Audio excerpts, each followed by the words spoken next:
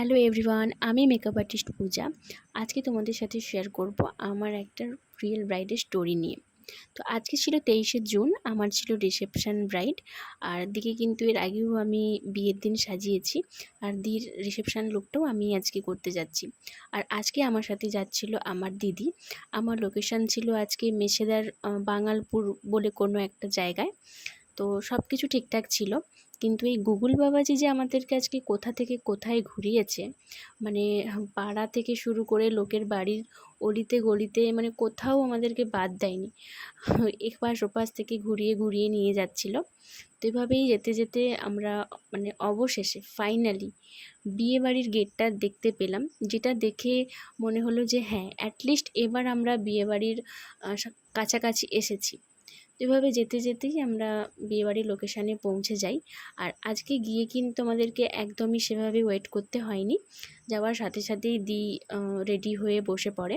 আর এটাই ছিল আজকের আমার ব্রাইড। দির কোনো রকম কোনো ডিমান্ড ছিল না, দি শুধু বলেছিল তুমি তোমার মতোই আমাকে সাজিয়ে দাও, শুধু আমার হেয়ারটা একটু ওপেন রেখো, আর চোখটা কিন্তু একদমই সেভাবে টানা মানে করবে না, একটু ন্যাচারাল টাইপেরই রাখবে। তো সেই মতোই আমি এই কাজটা শুরু করে দিই। আর যখন কেউ বলে যে তুমি তোমার মতো করেই আমাকে সাজিয়ে দাও, সেই যে মানে একটা আলাদা আনন্দ, সেই আনন্দটা হয়তো আর কোনো কিছুর মধ্যে নেই। যাই হোক, এইভাবে করেই নিজের মনের মতো করেই দিকে সাজানোর চেষ্টা করি।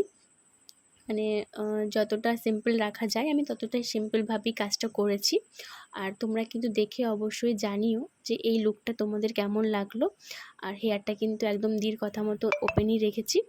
ভালো লাগলে অবশ্যই কিন্তু একটা কমেন্টে জানিও। আর এটা ছিল আমার পার্টি মেকআপের ভিডিও।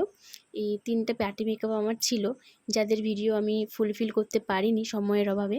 তো পার্টি মেকআপগুলো করে আমি বেরিয়ে পড়ি এই ঘুটঘুটে অন্ধকারের মধ্যে বাড়ি যাওয়ার জন্য। আর তোমরা কিন্তু জানিও তোমাদের এই ভিডিওটা কেমন লাগলো।